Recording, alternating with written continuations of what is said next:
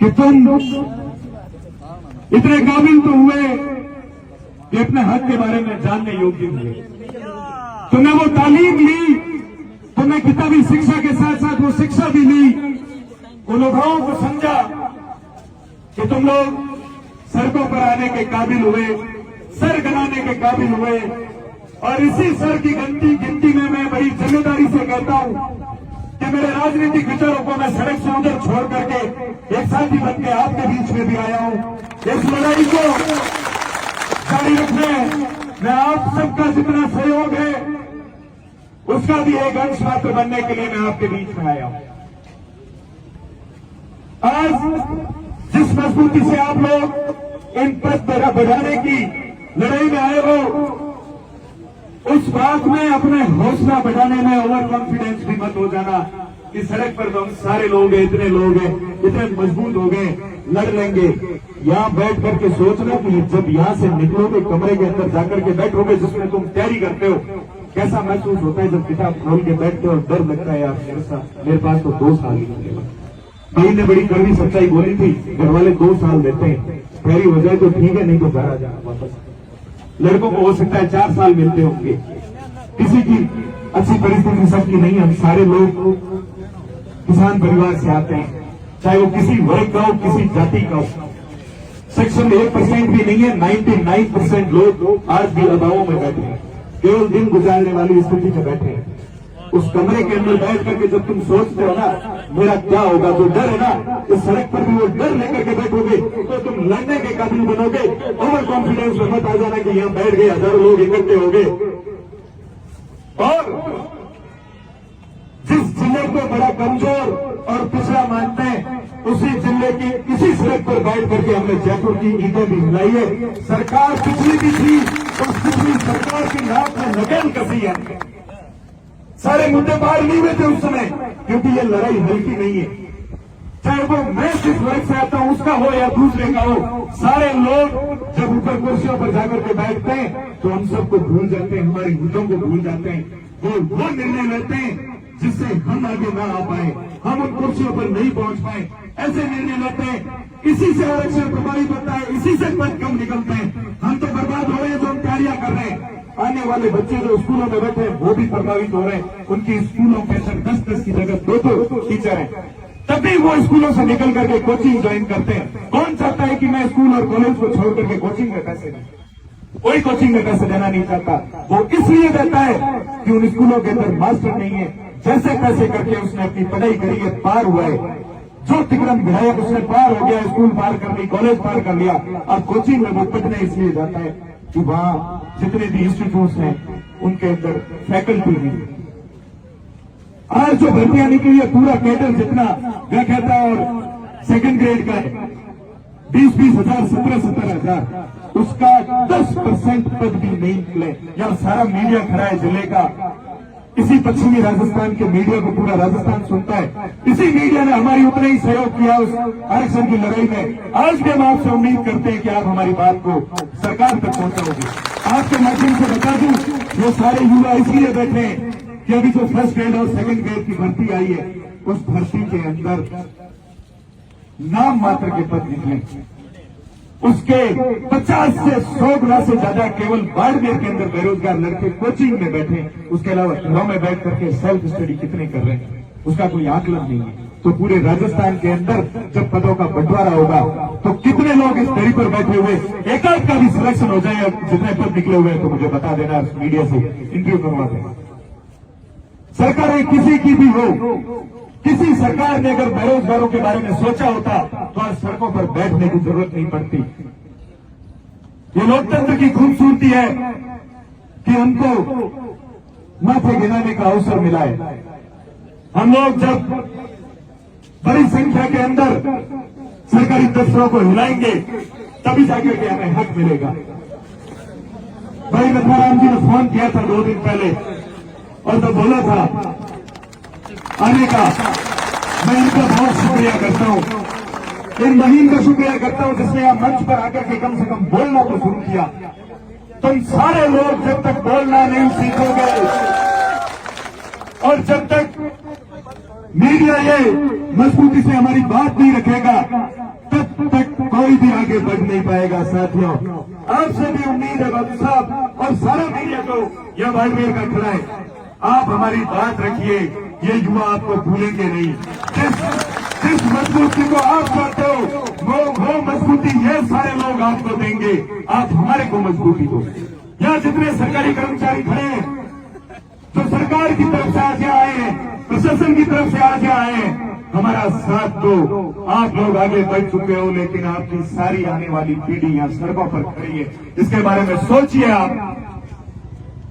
आज हम सारे साथी जो यहाँ आपके दौड़ रहे हैं, सरकार के लोगों के पास जाके आए हैं। आज जो सरकार का हिस्सा है इस जिले से, उन लोगों के पास जाके आए हैं। मैं उम्मीद करता हूँ कि वो लोग भी हमारी बात रखेंगे। हम हमारे अपनों से ही आस लगा सकते हैं, राजनीतिक विचारधारा में हम कहीं पे भी खड़े रह सकते हैं। यहाँ बैठे हर आदमी का राजनीतिक जुड़ाव, राजनीतिक विचार अपने होंगे, लेकिन आज जो सरकार का हिस्सा है, हमें उन पर भी भरोसा करना पड़ेगा। उनसे भी उम्मीद रखनी पड़ेगी कि वो अपनी बात हमारे आगे रखें।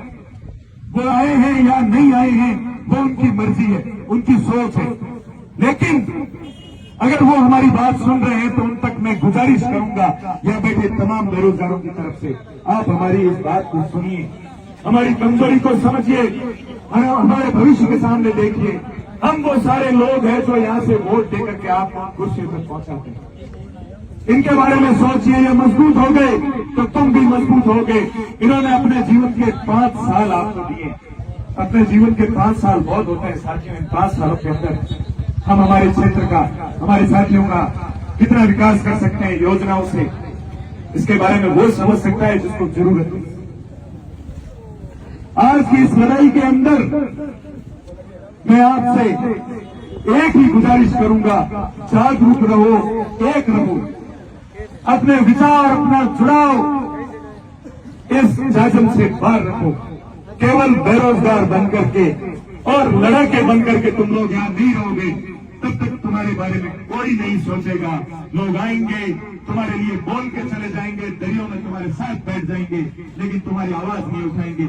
मजबूर करो नेताओं को, तुम्हारे पैरोकारों को, अधिकारियों को, प्रशासन को, कि तुम्हारी सड़कें भर जाए। अरे तुम यहाँ से उठकर लाइब्रेरी में जाते हो, किताबें ले आओ, सड़कों पर बैठते हो, सड़कों को लाइब्रेरी बना लो। तुम्हें किताबों की कमी है क्या? किताबें है ना तुम्हारे पास में, नोट्स है ना तुम्हारे पास में। सरकारें नहीं सुनेगी आपको तो ये सड़कें भर दो, बना दो यहीं पे लाइब्रेरी। चक मारा के तुम्हारे सामने सरकार नतमस्तक होगी और तुम्हारी बात।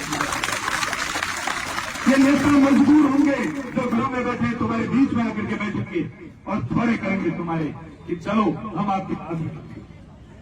जिस दिन तुम अपनी भाषा और अपनी ताकत नहीं समझोगे, तुम्हारे लिए कोई आगे नहीं बढ़ेगा। आप सबने मेरी बात सुनी, मुझे बोलने का मौका दिया, इसके लिए मैं आपका आभारी हूं। आप सारे लोग भी अपनी बात रखो। आज आरक्षण को लेकर के क्या स्थिति है? वैसे अगर बोल रहा है तो लोग सोच रहे हैं कि अपनी जाति, अपने वर्ग की बात करेगा। दूसरा कोई बोल रहा है उसके बारे में सोचेंगे, उसके वर्ग के बारे में सोचेंगे। नहीं साथियों, आरक्षण किसी एक वर्ग का नहीं खाया जा रहा है, किसी एक कैटेगरी के साथ धोखा नहीं हो रहा है। यह आरक्षण बड़ी जटिल प्रणाली है और इसके अंदर एक रोस्टर और भी जटिल प्रणाली है। कोई कोचिंग संस्थान आपको इसके बारे में बताएगा नहीं, लेकिन आपको इस आरक्षण को समझना पड़ेगा। सारे के सारे वर्गों के साथ धोखा किया जा रहा है। पटवार भर्ती विज्ञप्ति देखी है किसी ने आप में से? क्या स्थिति है? जितना आरक्षण होना चाहिए ना, उसका आधा भी नहीं मिल रहा है। आरक्षण कोई भीख नहीं है। जिनको पता नहीं है, जो सड़कों पर घूम के 4 बार आरक्षण के बारे में बोल लेते हैं, ये हमारा हक है। हमारी पीढ़ियों ने जिन बातों को झेला है, जो पिछड़ापन झेला है, उसको लेकर के आरक्षण हमारे को मिला है समानता के लिए। किसी के बाप की बपौती नहीं है कि आपने एक निर्णय कलम चला ली, हमारा आरक्षण काट लिया। साथियों, कोचिंग संस्थान के अंदर किताबों के साथ साथ में आरक्षण को समझो, पढ़ो। और इस बाड़मेर की धरती पर ये बड़ा सौभाग्य है कि बड़े आंदोलन हमेशा इसी धरती से निकले हैं। और मैं विश्वास करता हूं, जिस मजबूती से आप आए हो, हम जयपुर तक इस लड़ाई को लेकर के चलेंगे। चाहे कोई साथ आए नहीं आए, कोई मायने नहीं रखता। खुशी की बात है कि हमारी भाई ने भी इस लड़ाई में साथ आई है। जो घर से बाहर निकलने में संकोच करती है, सड़कों पर बैठी है, इससे ज्यादा और मजबूती क्या चाहिए बताओ आप तो बाहर निकलिए, हर कोचिंग के अंदर जाइए, अपना खुद का काम समझिए और अपना खुद का काम समझ करके आप लोग आगे आइए। कोई तुम्हारे को बताने नहीं आएगा। ये मत सोचिए कि नथाराम आएगा कोचिंग में बोल करके तुम्हारे को कमरे से इकट्ठा करके लेके जाएगा। कोई लेके नहीं जाएगा, तुम खुद नहीं निकलोगे तब तक तुम्हारे लिए कोई नहीं लड़ेगा। ये प्रकृति की आंधी शुरू हुई है और तुम लोग जब खुद की आंधियां यहां से शुरू नहीं करोगे तब तक कुछ नहीं होगा। एक बार जोरदार जयकारे के साथ मैं अपनी बात रखूंगा। आवाज दो, आवाज दो, हम हमारा हक मांगते, हम हमारा हक मांगते। धन्यवाद साथियों, आपके सारे साथी जो निर्णय लेंगे, हम प्रशासन से अपनी मांग को लेकर के आप लोग ज्ञापन देंगे। आज हमने शुरुआत करी है, तो हम सरकार को कुछ समय भी देंगे ताकि हमारी इस बात से अगर वो समय रहते सचेत कर संशोधित विज्ञप्ति जारी कर दे और रीओपन कर दे तो हम लोग आगे की